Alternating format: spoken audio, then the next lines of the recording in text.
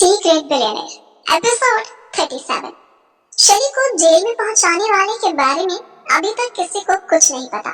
शली की दादी यही सोचकर मिस्टर रुद्र सिंघानिया के पास आई थी कि शायद अभिमान ने ही शली को जेल में भेजा है और उसके कहने पर वो अपना केस वापस ले लेगा। लेकिन अभिमान ने सबको ये कहकर हैरानी में डाल दिया कि शली को जेल भेजने वाला वो है ही नहीं। विपिन एक बार फिर से शली से मिलने जेल गया। विपिन इस बार शली से मिला और कहा, शली तुम फिक्र मत करना, मैं जल्दी ही तुम्हें यहाँ से निकाल लूंगा। मैं तुम्हें यहाँ ऐसे नहीं देख सकता। विपिन की बातों का शली पर कोई असर नहीं हो रहा है क्योंकि वो जानती है विपिन के बस में अब कुछ भी नहीं है।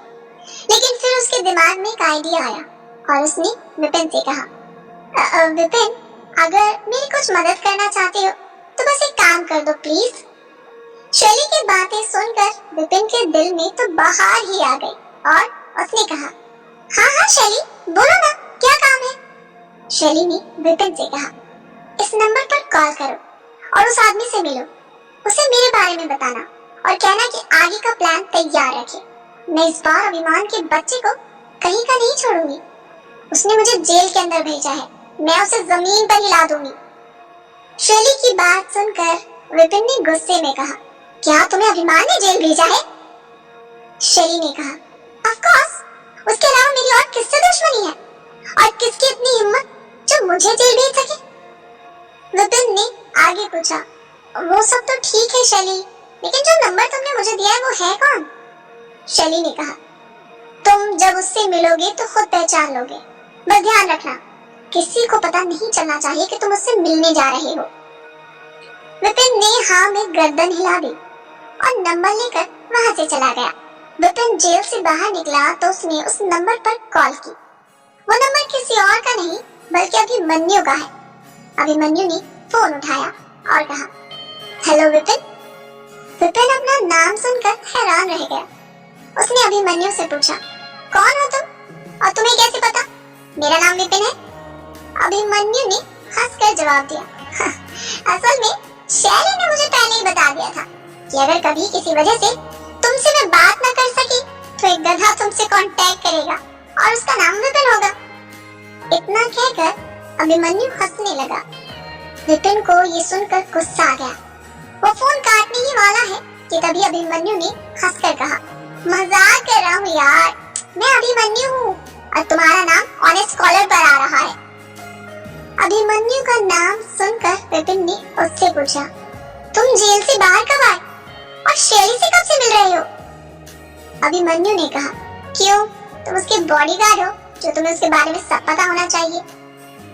विपिन को एक बार फिर से गुस्सा आ गया, लेकिन फिर अभिमन्यु ने कहा, अरे चल ना यार, इस वक्त हमारा दोनों का मकसद शैली को जेल से बाहर निकालना है, इसीलिए ये सारी बातें छोड़ो और एक एड्रेस व्हाट्सएप किया है, वहाँ जल्दी से आ जाओ। अभिमन्यु ने इतना कहकर फोन काट दिया और विपिन उस जगह के लिए निकल गया। सिंघानिया मेंशन में हर कोई इस बात को लेकर परेशान है कि आखिर शली को किसने जेल भेजा है। मिस्टर रुद्र सिंघानिया ने शली की दादी से कहा, आप फिक्र मत कीजिए, मैं शली को जल्द से जल्द जेल से बाहर निकलवा लूंगा। क्या हुआ अगर अभिमान ने उसे जेल नहीं भेजा तो? जिसने भी भेजा है उसे खुद शैली को बाहर निकालना होगा, ये मेरा आपसे प्रॉमिस है। मिस्टर रुद्र सिंघानिया की बातें सुनकर शैली की दादी माँ को थोड़ी सी राहत मिली और फिर वो एंडी को वहाँ से लेकर चली गई। मिस्टर रुद्र सिंघानिया भी अभिमान से मिलने के लिए सिंघानिया ऑफिस के लिए निकल गए। सिंघानिया ऑफिस में अभिमान एक टेंडर के लिए प्रेजेंटेशन पर काम कर रहा है। उसके साथ उसकी पूरी टीम काम कर रही है।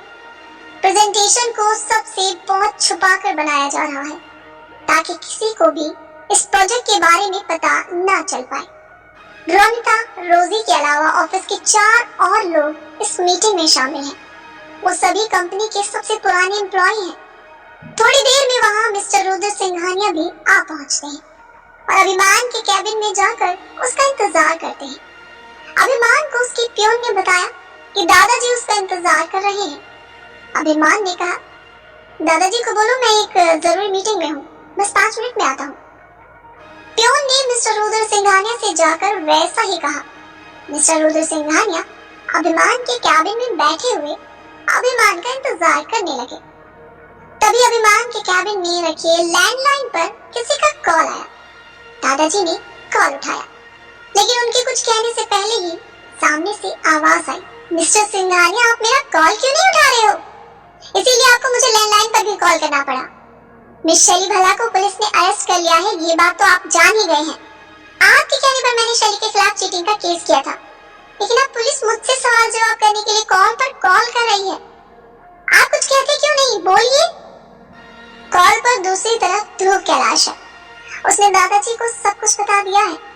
ध्रुव कैलाश ने ही अभिमान के कहने पर शैली के खिलाफ चीटिंग का केस किया है और इसीलिए पुलिस शैली को गिरफ्तार करके ले गई है। दादाजी ने ध्रुव से बिना कुछ कहे ही कॉल काट दी और वहां से चले गए। थोड़ी देर में अभिमान की मीटिंग भी खत्म हो गई। अभिमान अपने कैबिन में आया तो देखा दादाजी नहीं है। उसने मिस रोजी को बुलाया और पूछा, क्या दादाजी कुछ कहकर गए हैं? मिस रोजी ने कहा, नहीं सर, हमें तो ये भी नहीं मालूम वो कब चले गए। अभिमान ने अपना फोन देखा तो उसमें ध्रुव कैलाश की 10 मिस कॉल थी। उसने ध्रुव कैलाश को कॉल बैक किया और उससे कहा, I am so sorry mister Dhruv, actually मैं एक जरूरी मीटिंग में था।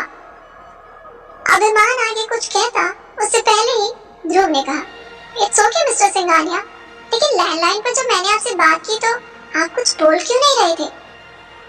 अभिमान ध्रुव की बातें सुनकर हैरान रह गया। अभिमान को ये यकीन हो गया कि ध्रुव की सारी बातें दादाजी ने सुन ली है। अभिमान ने ध्रुव से कुछ नहीं कहा और फोन काट दिया। अचानक से अभिमान का फोन कटने से ध्रुव परेशान हो गया। तभी उसका फोन बजता है और दूसरी तरफ से आवाज आती है, बरखुरदार, जितनी तुम्हारी उम्र है उतना हमारा इस खेल में तजुर्बा है, इसलिए चाहे किसी के कहने पर भी तुमने शैली को जेल में डाला हो, हमारे कहने से उसके खिलाफ जो कंप्लेन की है उसे वापस ले लो। तुम्हारे और तुम्हारे बिजनेस दोनों के लिए बहुत अच्छा होगा। ध्रुव को रुद्र सिंघानिया यानी अभिमान के दादाजी ने ही कॉल किया है। तभी दादाजी ने फोन ध्रुव के डैड को दे दिया और उन्होंने कहा, ध्रुव, क्या हो गया है तुम्हें? सुना नहीं मिस्टर रुद्र सिंघानिया ने क्या कहा है? शैली को अभी जेल से बाहर निकालो। और ऐसी बेवकूफी करने की जरूरत क्या थी तुम्हें? मुझसे एक बार पूछा क्यों नहीं? ध्रुव चुपचाप अपने पिता की बात सुनता रहा और हाँ में जवाब दिया और फौरन ही पुलिस वाले को कॉल किया और कहा, मेरे साथ चीटिंग करने वाली शैली भल्ला नहीं है, मैं उनके खिलाफ किए गए कंप्लेंट वापस लेता हूँ। इतना कहकर ध्रुव ने कॉल काट दी। थोड़ी ही देर में अभिमान ने ध्रुव को कॉल किया और ध्रुव ने उसे सब कुछ बता दिया। ये सुनकर अभिमान ने कॉल काट दी। पुलिस स्टेशन में शैली को रिसीव करने के लिए शैली की दादी माँ, उसके पेरेंट्स और विपिन भी आया हुआ है। शैली ने एक रात पुलिस स्टेशन के अंदर बिताई है, जिसे भूलना उसके लिए बहुत मुश्किल है। शैली बहुत गुस्से में है। शैली के बाहर निकलते ही उसकी मॉम ने उसे गले से लगा लिया। शैली की दादी माँ ने उससे कहा, शैली, अब मैं तुम्हें किसी और मुसीबत में गिरते हुए नहीं देख सकती और ना ही भल्ला ग्रुप का नाम खराब होने दे सकती हूँ। शैली अपने पूरे परिवार के साथ वहाँ से चली गई। सिंघानिया मेंशन में अभिमान दादाजी से बात कर रहा है और उन्हें समझाने की कोशिश कर रहा है कि उसने ऐसा क्यों किया था। अभिमान ने अपनी सफाई देते हुए कहा, दादाजी, शुरुआत शैली ने की थी। उसने ध्रुव कैलाश को हमारे खिलाफ भड़काकर हमारा प्रोजेक्ट हमसे छीना था। मिस्टर रुद्र सिंघानिया ने कहा, कोई चाहे जो करे, सिंघानिया ग्रुप का अपना एक रुतबा है, एक स्टेटस है।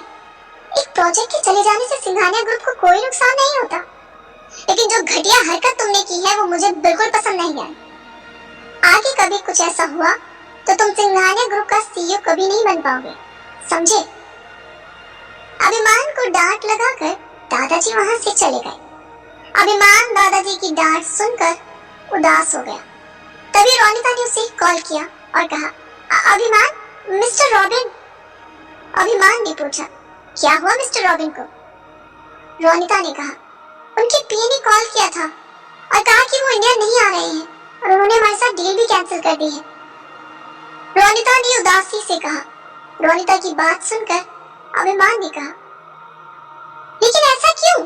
मिस्टर रॉबिन की तो आज सुबह की फ्लाइट थी, उन्हें तो अब तक उतर जाना चाहिए था। आखिर क्या हुआ मिस्टर रॉबिन को? क्यों उन्होंने अभिमान के साथ डील कैंसिल कर दी? क्या सच में वो इंडिया नहीं आए? और अगर आए तो अभिमान से क्यों नहीं मिले? जानने के लिए सुनते रहिए सीक्रेट बिलियनियर। ये एपिसोड पसंद आया हो तो कमेंट करके जरूर बताइएगा। रोजाना नए रोमांचकारी एपिसोड सुनने के लिए हमारे चैनल को सब्सक्राइब और ज्वाइन कर लीजिए और सुनिए पूरी सीरीज बिल्कुल फ्री में।